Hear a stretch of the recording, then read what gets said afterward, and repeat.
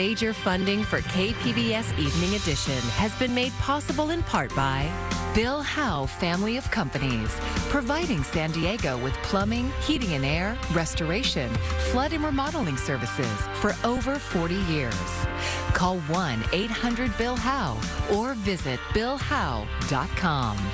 And by the Conrad Prebys Foundation, Darlene Marco Shiley, and by the following.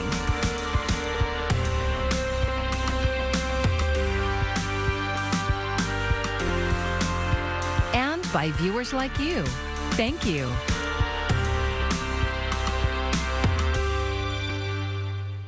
A former Teacher of the Year from National City has been arrested. Thank you for joining us. I'm Maya Trabulsi. The teacher is accused of having an inappropriate relationship with a 13-year-old former student. KPBS reporter Kitty Alvarado has the details. Our first 2023 San Diego County Teacher of the Year is from Lincoln Acres Elementary in the National School District, Jacqueline. Just 5 months ago, 34-year-old Jacqueline Ma was Teacher of the Year. I'm going to be honest, I didn't expect to win or even have any words prepared. But thank you, everyone, for supporting education. But in a statement, the National City Police Department says they got a call on Monday night from a parent who said they suspected the teacher was sexually abusing their 13-year-old child, who is a former student. Officers felt they had enough evidence to arrest Ma at the school on Tuesday morning. Ma was booked into Las Colinas Women's Detention Facility and faces several felony charges. Realmente estamos sorprendidos, impactados con esta noticia. Maria Felix Solano has 2 children who attend the school, one of them with special needs and is nonverbal. Mi niña es especial. Ella no habla. Ella no me va a decir quién la toca indebidamente o quién abusa de ella. The superintendent of the National School District, Leangela Brady, was at Lincoln Acres Wednesday, providing support to staff who were distraught over the arrest and allegations. She would not answer questions, but did send a statement saying they are cooperating with the investigation and continue to keep students' safety first. But Solano says this can happen at any school, and parents are still very concerned. Puede suceder en otras escuelas. Tengan más cuidado al contratar este tipo de maestros. Investíguenlos bien, por favor. Estamos realmente preocupados los padres. Jacqueline Ma posted bail and will be in court on March 14th in Chula Vista. Charges will be announced at the arraignment. Kitty Alvarado, KPBS News. The San Diego Union High School District is taking a new approach as it searches for a permanent superintendent. KPBS education reporter MG Perez shows us how it's meant to bring calm out of the chaos that has troubled the district. Among the smiles and the sticky notes, there was collaboration at this town hall forum on the campus of San Diego Academy last night. These are parents, teachers, and members of the community who have something to say about who should be the next superintendent of the San Diego Union High School District. What are the qualities, characteristics, experience that you think the perfect candidate needs to possess? Gary Rutherford is an advisor with the consulting firm hired by the new Board of Trustees to identify qualified candidates for the superintendent job.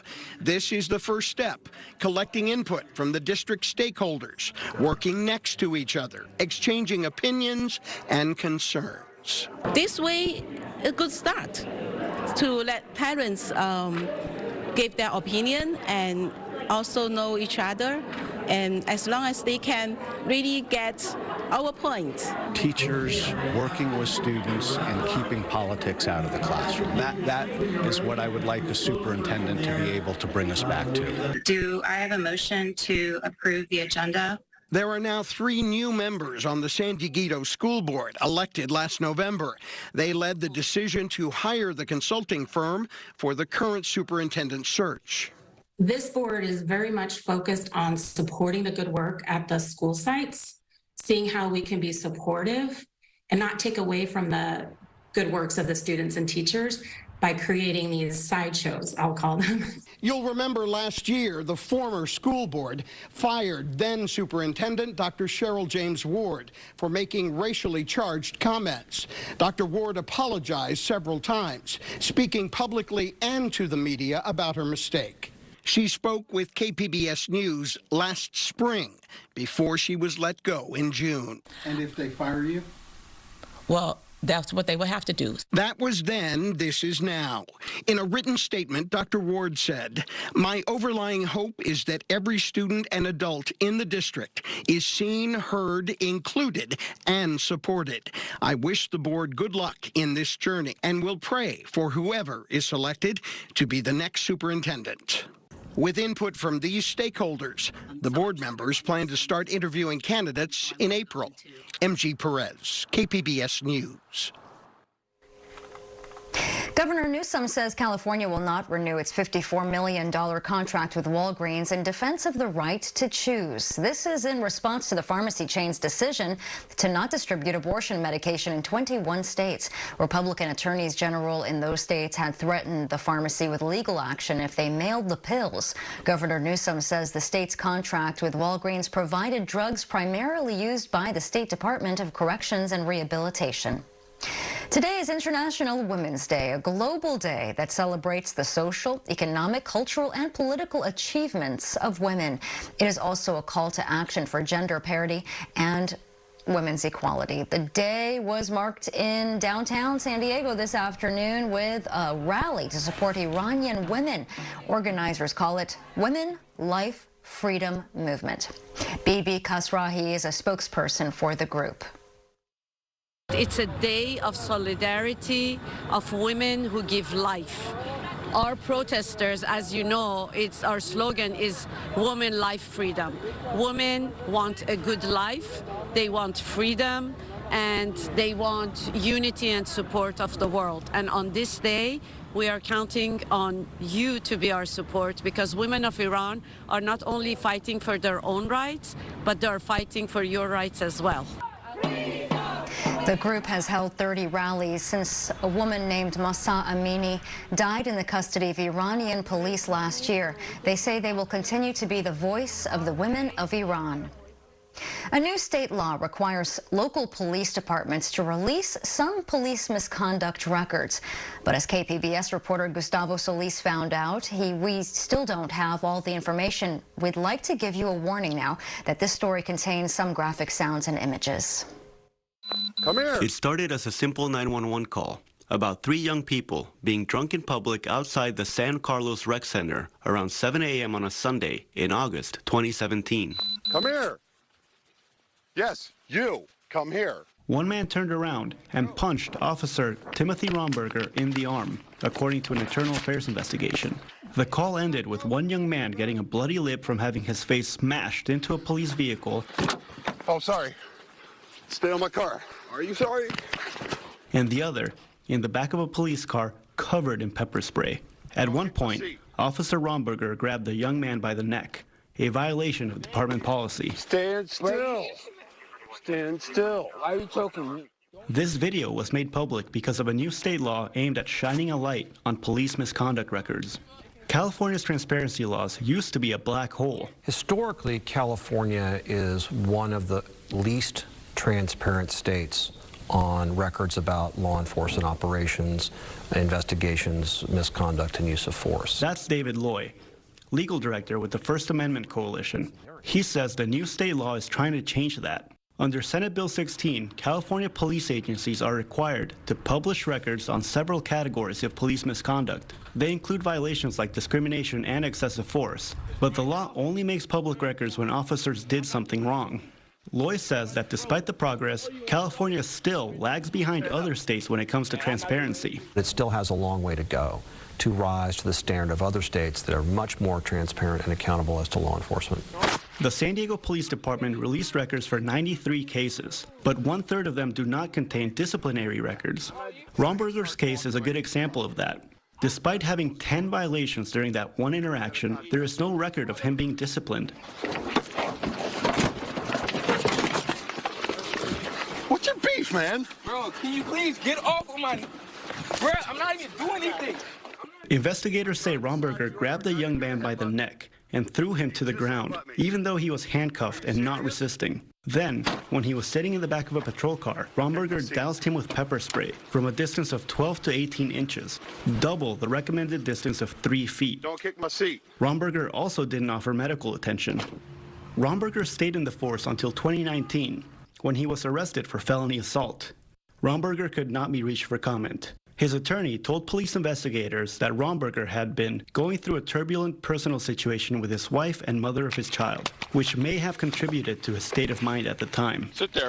San Diego Police Captain Jeff Jordan oversees the records department. He wouldn't do an interview. He says the department only keeps disciplinary records for 3 years after an officer leaves the force. Romberger left the SDPD 3.5 years ago. I think a general conception is police just kind of try and whitewash things. But retired La Mesa Police Captain Dan Willows says SB 16 is a good thing. Transparency helps build trust. But that's not in our best interest to have a cop out there doing bad stuff, right? Either in the community or within the own agency. That's a cancer. Willis now runs wellness training sessions for various police departments. He says officers don't know how to cope with the stress and trauma of police work, which leads them to be more impulsive and aggressive. Because if officers aren't resilient, they are not well in heart, mind, body, and spirit, they're not going to be professional, good, effective officers. The community is going to be less safe. Gustavo Solis, KPBS News. This story was reported with iNewsSource, an independent nonprofit partner of KPBS. From fires to analysis of police records to crime news, KPBS covers a wide variety of public safety stories. Now our newsroom has created a public safety coverage policy. It will guide decisions on what stories we prioritize and what stories we avoid, as well as whose narratives we need to include. The work was done with a lot of input from community organizations and with training and guidance from the journalism organization Pointer. You can view our new policy at kpbs.org/policies. Chula Vista now has a new place to find a life-saving antidote for those suffering a drug overdose. A vending machine stocked with Narcan is now in use at the McAllister South Bay Regional Recovery Center. That's on 3rd Avenue. The county says it's available to everyone, not just members of the recovery center. Narcan is a nasal spray known to revive people during an opioid overdose. Often that's due to using drugs tainted with fentanyl.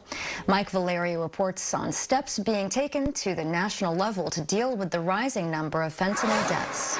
It's a synthetic opioid intended to help patients manage severe pain, but fentanyl is now driving the drug overdose crisis across the country. Fentanyl overdoses cause the equivalent of a new September 11th every 2 weeks. Provisional data from the CDC revealing more than 2/3 of all overdose deaths are linked to synthetic opioids like fentanyl, leaving almost no community untouched. It hurts every day.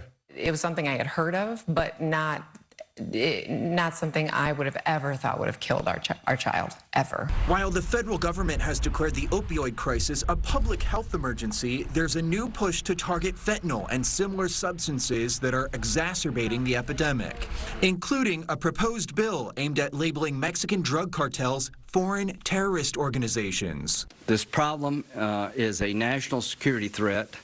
Fentanyl is a killer, and the people killing Americans reside out in the open in Mexico. But some who have lost loved ones are taking matters into their own hands. When my son died, I had never heard of fentanyl before. Jaime Puerta lost his son Daniel to fentanyl poisoning in April 2020. He claims Daniel bought a fake pill from a dealer on Snapchat. Through his nonprofit called Void, Victims of Illicit Drugs, Puerta is working to raise awareness and change the conversation. We have to look at it as a poison and not a war on drugs, but a war on fentanyl. In Los Angeles, Mike Valerio, KPBS News. The federal government wants to know more about what Twitter is doing to protect the privacy of its users. The social network recently saw a change in ownership and is no longer a publicly traded company. A House committee received letters from the Federal Trade Commission for asking for more information on Twitter's inner workings. The agency also wants more information about staffing changes and resignations under the social network's new owner, Elon Musk. When does technology go from being a helpful tool to a potential privacy and security threat? The city of Los Angeles is debating whether to accept a dog-like robot that can be used for surveillance and SWAT situations. Jake Reiner reports on the questions raised about how and where it would be used. You have no. It's not an LA City Council meeting these days without at least a few interruptions. But you will be removed immediately if you disrupt this meeting again. The big issue, whether or not to accept the LA Police Foundation's $278,000 gift to LAPD to acquire a robot dog for SWAT use. Nobody asked for a bloody, stupid robot dog. Nobody needs a robot dog. It not only drew ire from the public, but council members Eunices Hernandez and Hugo Soto Martinez also opposed it. So colleagues, I ask again, how does accepting this donation make our city safer, and how is it fiscally responsible? The idea, police say, will be for the LAPD SWAT team to use the robot dog named Spot in a very limited number of scenarios. It can walk over uneven terrain, upstairs, open doors, and can let police talk to a potential suspect through a speaker system. And Spot will allow us remote visibilities into areas that we may not normally be able to see with the human eye, or as well as placing our officers in a dangerous situation. Situations such as those Councilmember Tracy Park laid out. Like active shooter and hostage situations. Other police departments like New York have used Boston Dynamics Spot, but it received backlash and was canceled because of perceived surveillance of low-income communities. One of the main issues was there wasn't a written policy established in New York. And LAPD says they already have a detailed policy written out that would severely limit Spot's use, some of which Councilmember Park also laid out. It cannot be used for lethal purposes. It cannot be used in everyday patrols. It cannot be used for surveillance. However, not all of Park's colleagues were convinced. Soto Martinez's fear is the lack of trust some have with police. When they hear this, they don't hear, what you're saying. They're hearing is what's the potential of how this can be used in the community. That was Jake Reiner reporting. After that long and often heated debate, the LA City Council decided to delay their decision by 60 days to get the police department's policy in place and to allow for more discussion. The Army shelved its 1980s-era Be All You Can Be slogan in 2001, opting for a millennial-focused Army of One. Now, with recruiting numbers down, the Army is resurrecting its classic campaign. Here's KPBS military reporter Andrew Dyer.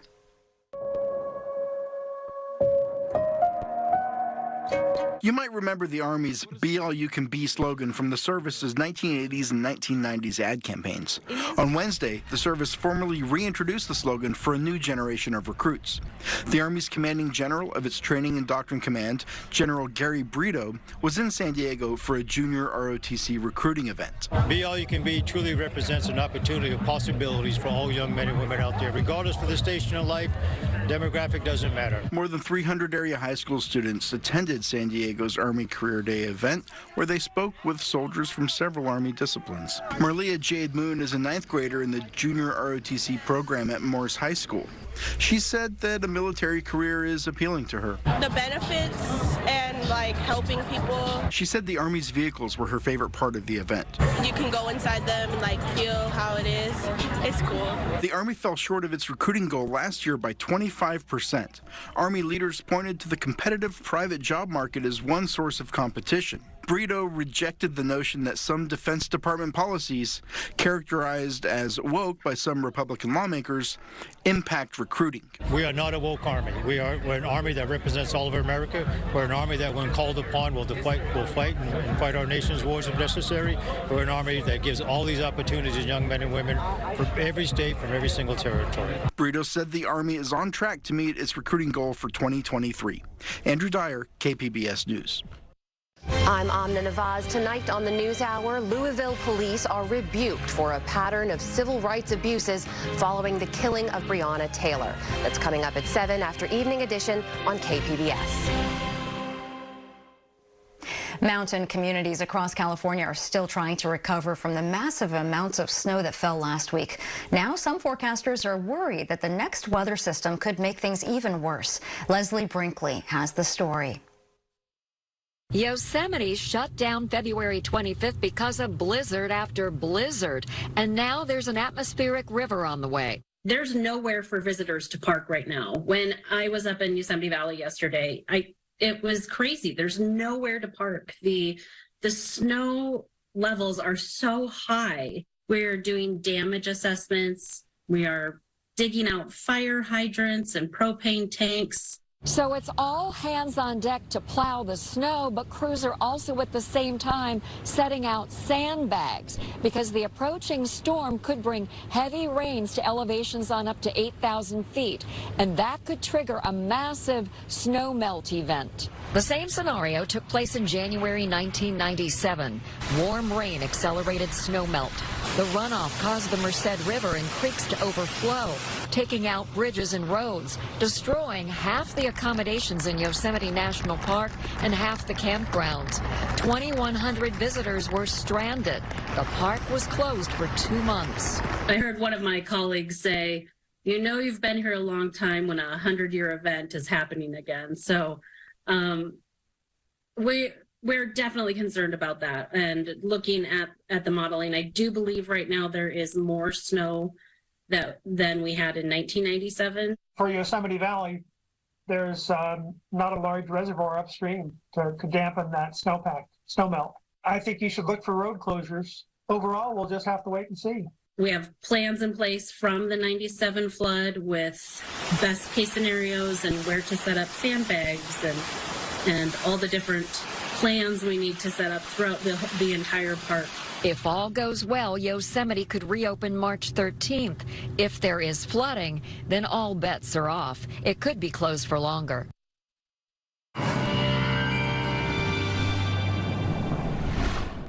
Dry and warmer weather ahead for Thursday. Should feel pretty nice, but by Friday, the moisture is already coming back. Weakening atmospheric river approaches. That'll spread some showers Friday into Friday night and early Saturday. But then for Sunday into Monday, it'll be dry and warmer. The next week, another weakening atmospheric river approaches with more showers. Tonight, just a few clouds around in the metro. Our low 47 degrees. We'll dip down to about 40 Oceanside, Escondido, and El Cajon. And we'll drop down to 40 degrees in Mount Laguna. Looks like a nice day here. On Thursday, should be dry and pleasant with some sunshine. Up to 64 in Oceanside. Escondido hits 68. El Cajon's up to 70. Feeling good. Mount Laguna hits 51. Borrego Springs at 78. But on Friday, here comes that atmospheric river. It really gives central and northern California the soaking rain.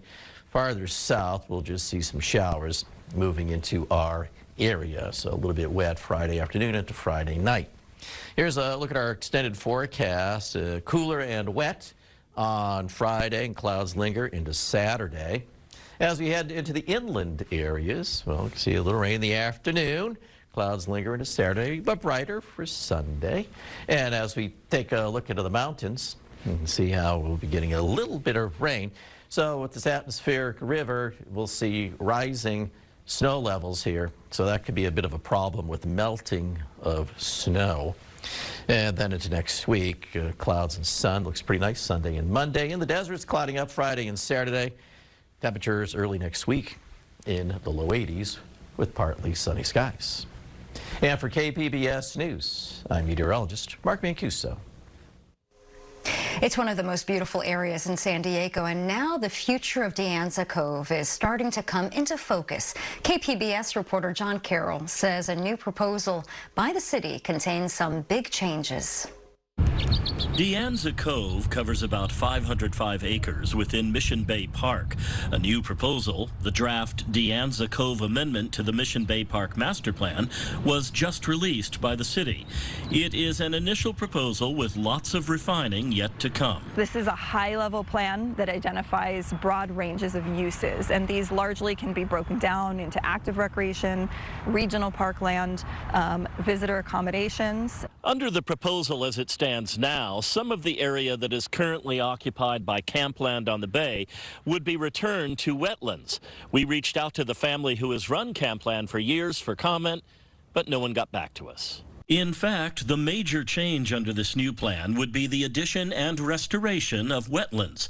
More than 130 acres of new wetlands would be added to the currently nearly 79-acre Kendall Frost Marsh Reserve.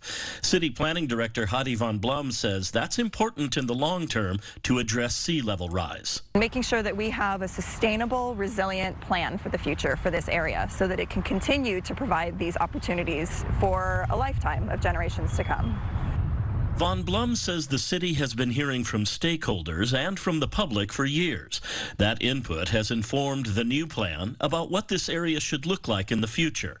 Von Blum says decisions about who will get leases for recreation areas is yet to be determined. That will occur once the plan is adopted through a separate process known as a general development plan. New recreation opportunities are envisioned, including golf facilities, tennis courts, and ball fields. Von Blum says the area can be an economic driver in several ways, including ecotourism. You can have a say in all of it. The public comment period ends on April 20th. We'll have a link to where you can comment on our website. The City Council is expected to adopt a final plan by late this year. Then, a years-long process will begin to transform this most unique, beautiful part of San Diego. John Carroll, KPBS News. You can find tonight's stories on our website, kpbs.org. Thanks for joining us. I'm Maya Trabulsi. Good night. Major funding for KPBS Evening Edition has been made possible in part by Bill Howe Family of Companies, providing San Diego with plumbing, heating and air, restoration, flood and remodeling services for over 40 years. Call 1-800-BILL-HOWE or visit billhowe.com. And by the Conrad Prebys Foundation, Darlene Marco Shiley, and by the following.